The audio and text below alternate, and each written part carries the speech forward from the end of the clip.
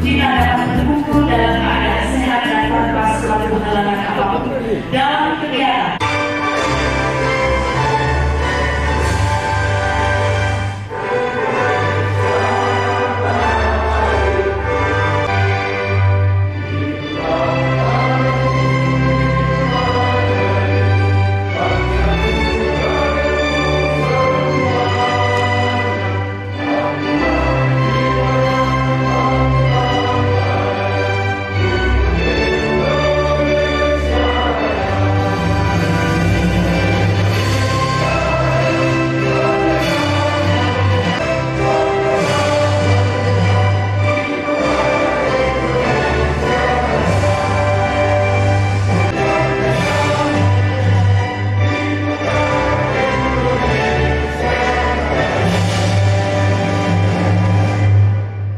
Dan hidayah serta maghfirah-Mu.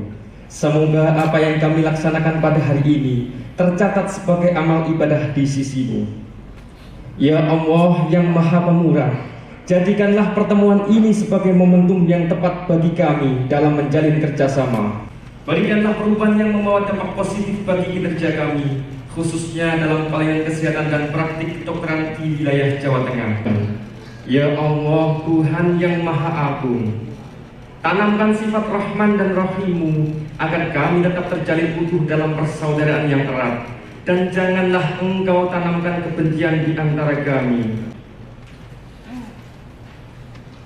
Bapak Ibu sekalian, perlu kami informasikan pada acara para Kapolres bersama dengan Kasat Reskrim, teman-teman sejawat ketua-ketua di cabang bersama dengan ketua GHD 2A.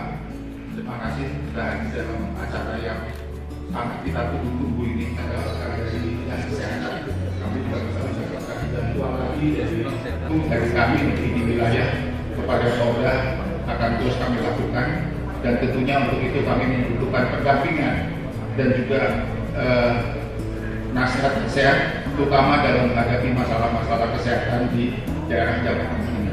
Karena beberapa hal memang kami sangat membutuhkan pendampingan ini, karena sebagai contoh saja bahwa di tempat kami sekarang ini sering sekali kami itu dikatakan malpraktek, tetapi sebetulnya itu adalah masalah-masalah berhubungan dengan risiko dan komplikasi, dan ini sebetulnya sudah bisa saja ditanggulangi dengan melakukan apa yang kita namakan informed consent. Jadi tentunya ini perlu mendapatkan kerjasama yang baik dan penjelasan dan hubungan yang balik yang baik. Di mana antara lain juga ingin saya sampaikan di sini bahwa bila ada masalah-masalah, terutama ada di Polres, kemudian biasanya kami pun melakukan hubungan demikian, dan kadang-kadang Pak Kapolda kami laporkan mereka mendatangi kami di kantor di wilayah, dan sering sekali juga melakukan, saya nggak tahu namanya apa, saya katakan saja lah wawancara gitu ya, dengan tenaga ahli kami atau dengan dokter-dokter kami yang bermasalah. Moga-moga ini semua berjalan dengan lancar, dan tentunya untuk masa-masa ke depan demi untuk pelayanan kesehatan yang baik di negara kita ini. Saya kira itulah yang ingin saya sampaikan. Terima kasih sekali karena acara yang sangat berharga ini, yaitu sinergi dan pelayanan kesehatan dan praktik kedokteran. Kami sangat berterima kasih atas dukungannya dari Polda, dan juga sekaligus terima kasih kepada bapak-bapak dari Brimum, Brimsus, dan dari Narkoba yang pada hari ini telah bersedia untuk mengisi acara kami pada siang hari ini. Terima kasih atas perhatiannya. Wassalamualaikum warahmatullahi wabarakatuh. Terima kasih kepada Ketua IDI Wilayah Jawa Tengah atas sambutan yang telah diberikan.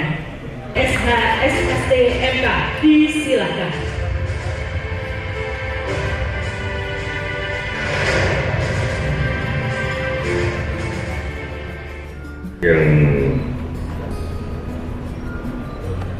Yang kami banggakan Ketua IDI Jawa Tengah Kak Joko, kemudian Ketua MKIK Bapak Hafiz, Ketua IDI yang lain, serta teman-teman IDI di seluruh wilayah Jawa Tengah. Kemudian yang saya hormati, saya banggakan para pejabat utama Polda Jawa Tengah, kemudian lebih utamanya Kapolres Polda Jawa Tengah. Sebab Kapolres terdiri menghadap ke sana. Kalau kita juga punya dokter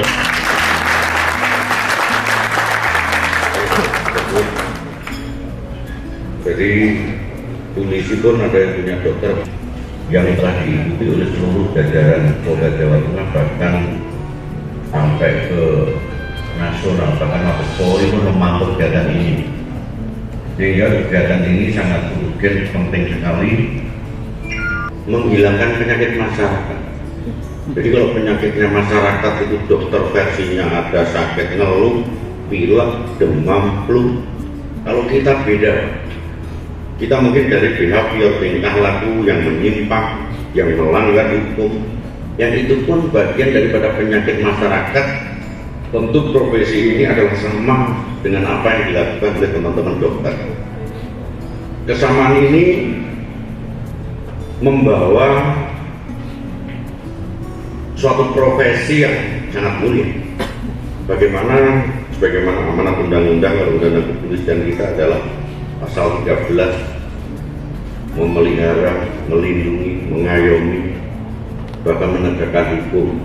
Rekan-rekan sekalian yang saya cintai, para peserta kegiatan forum diskusi, Bapak Presiden telah memberikan suatu apresiasi dan penghargaan atas kinerja Polri dalam rangka akselerasi penanganan COVID-19 di Indonesia menjadi yang terbaik, bahkan dicontoh oleh negara-negara yang lain.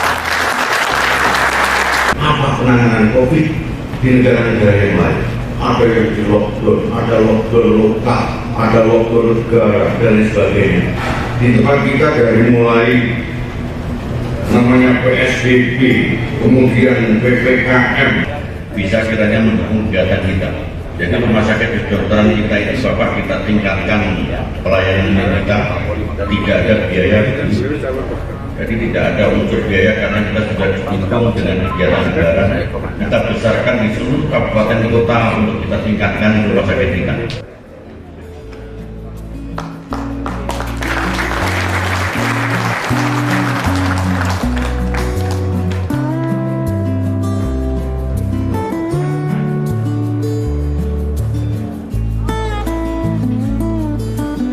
Berkenan Bapak Kapolda untuk duduk bersama dan menampilkan naskah kerjasama yang telah ditandatangani. Kondisi Bapak 1, 2, 3.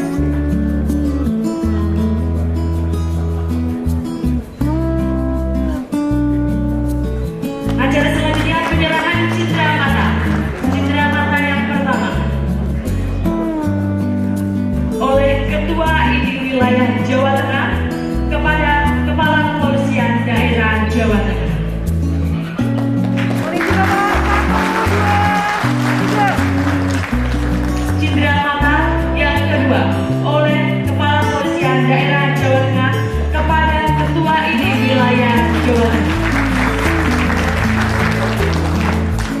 Dimohon Bapak Kapolda Jawa Tengah dan Ketua ID Wilayah tetap di tempat.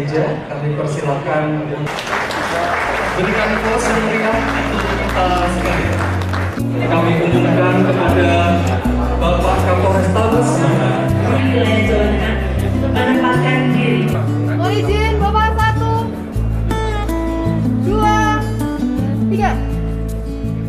Salam presisi.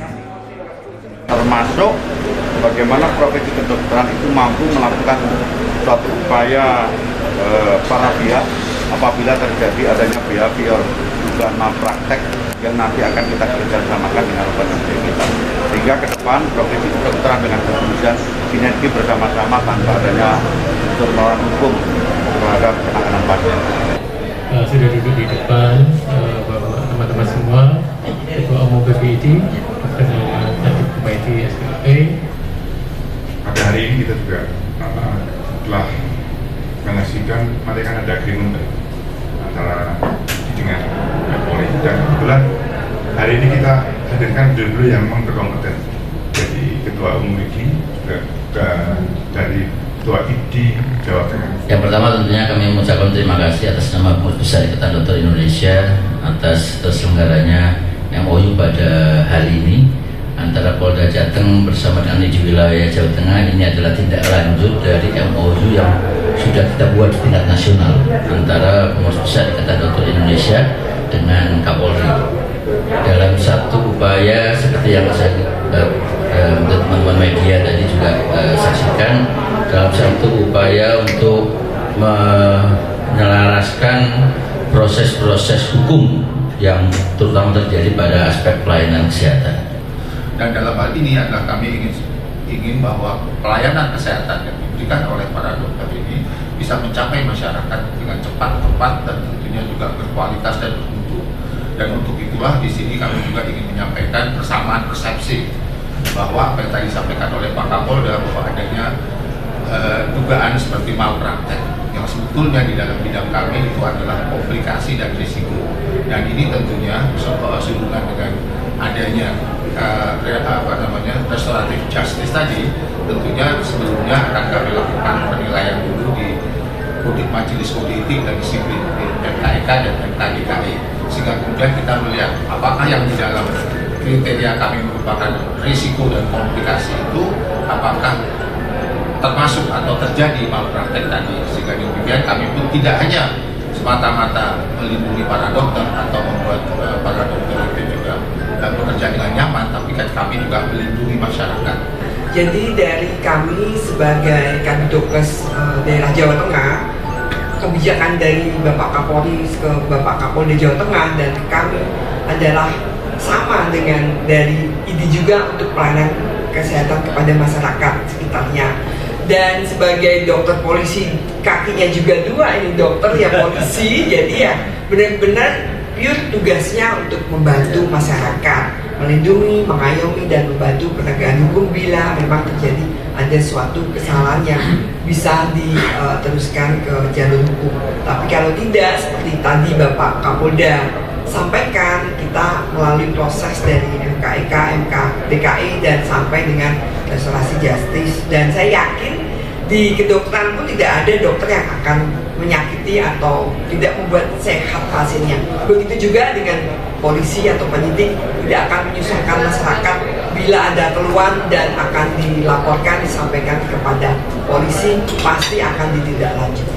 Sama seperti hanya tugas di kepolisian, maka upaya yang harus kita lakukan adalah memberikan, menyerdaskan pelindungan juga kepada masyarakat, supaya masyarakat juga kemudian mendapatkan pelayanan kesehatan yang lebih baik.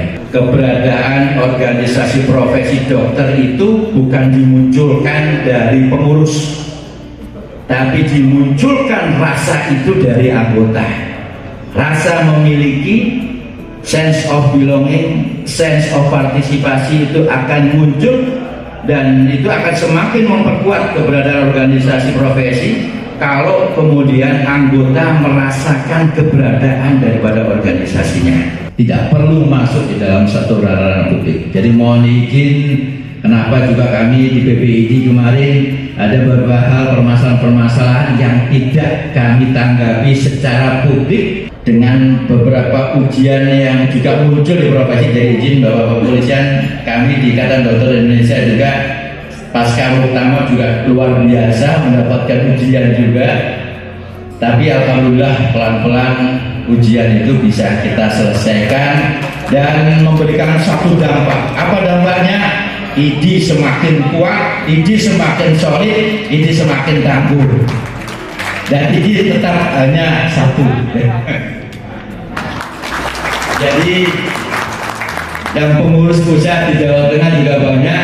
Buat teman-teman Jawa Tengah, saya kira akses sangat terbuka jika untuk memberikan masukan, memberikan kritikan juga kepada kami. Terima kasih kepada Ketua Umum PBID atas sambutan yang telah diberikan.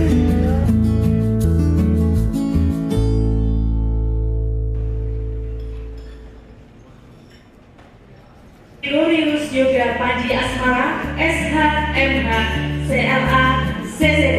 Disilakan. Oke, semangat lagi. Depan panggung adalah Bapak Dirres Narkoba Polda Jateng, yang kami hormati Bapak Kombes Pol Lutfi Martadian SIK SHMH, dengan Bapak Ketua.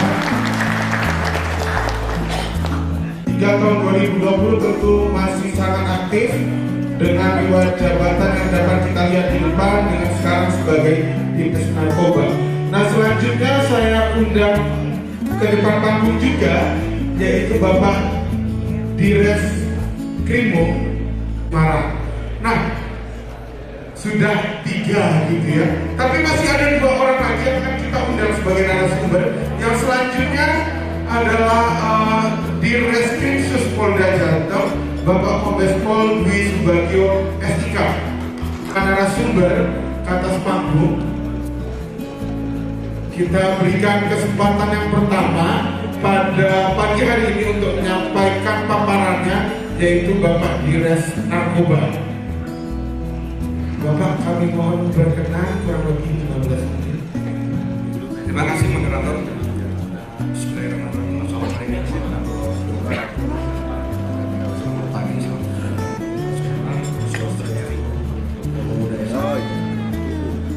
Assalamualaikum warahmatullahi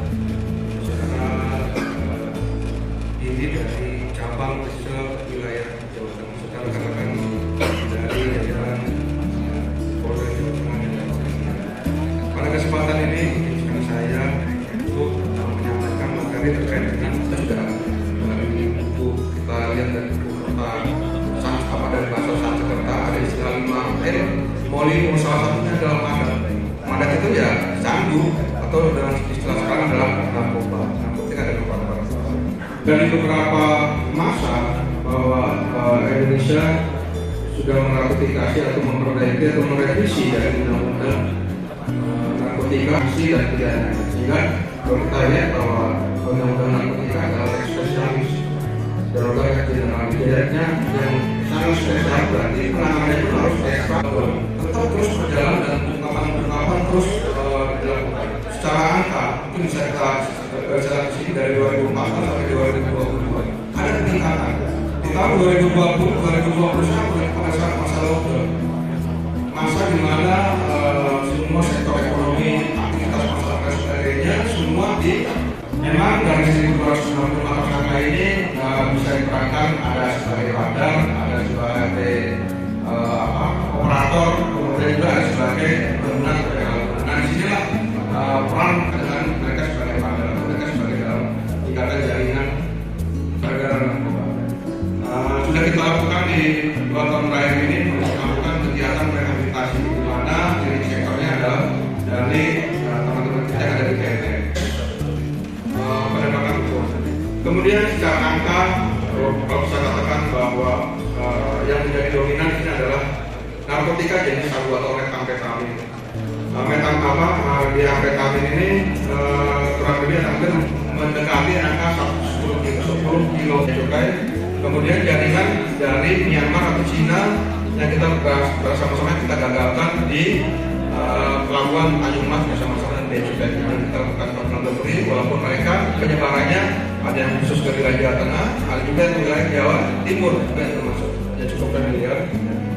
Tembakau gorila.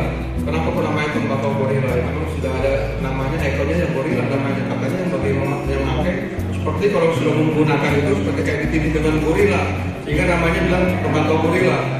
Karena kalau ganja itu herbal dan tanaman, kemudian kalau tembakau gorila tembakau yang diberikan zat kimia sehingga mereka memiliki efek yang sama dengan narkotika. Ganja 32 kilo, hampir 33 kilo, ini merupakan jaringan juga dari Aceh, walaupun tidak cukup banyak, tapi nyatanya ada ini 59 mungkin ditambah dengan 400 yang kemarin kita ungkap, dan psikotropika sebanyak 13.000 dan obat-obat jamu, obat-obat berbahaya dan jamu di sini kurang lebih 7.000. Biar farmasi dan pangan. Kalau kita ketahui ini menjadi suatu sasaran kami juga, ya. Artinya kita bekerjasama dengan pihak Balai POM yang nantinya terkait dengan pangan segar, pangan siap saji dan pangan olahan yang dimana dikemas belum diberikan keputusan oleh pemerintah melalui keputusan Menteri Kesehatan. Artinya yang berdasarkan data yang ada di UNODIS, di NPS, data raya, ya, sehingga mereka layak harus dijual, tidak tersentuh oleh hukum. Nah, ini yang sangat berbahaya. Ada satu permasalahan di Kalimantan Barat, kalau kita lihat itu daun kretok sudah 5 tahun yang lalu sudah diperbincangkan, dimasalahkan. bahayanya itu akan dikelola, dikemas menjadi obat-obat yang sangat berbahaya, yang lebih berbahaya daripada narkotika, sehingga dari Bepom sampai dengan saat ini mereka mengeluarkan izinnya apabila daun mereka itu dikemas, diproduksi untuk dicampur dengan bahan-bahan yang lain. Penyidik dengan teman-teman yang dari kedokteran, di mana bahwa negara harus hadir terkait dengan seseorang menjadi korban pecandu atau penyalahguna. Undang-undang pun sudah menyampaikan seperti itu. Harus hadir. Dan juga ada dari psikologi, kemudian dari penyidik dan dari kejaksaan, sehingga nanti rekomendasinya apakah yang bersangkutan akan dilakukan medis secara rehab sosial atau akan dilakukan rehab secara medis. Nah, ini yang menjadi ini adalah narkotika jadi sabu atau metamfetamin.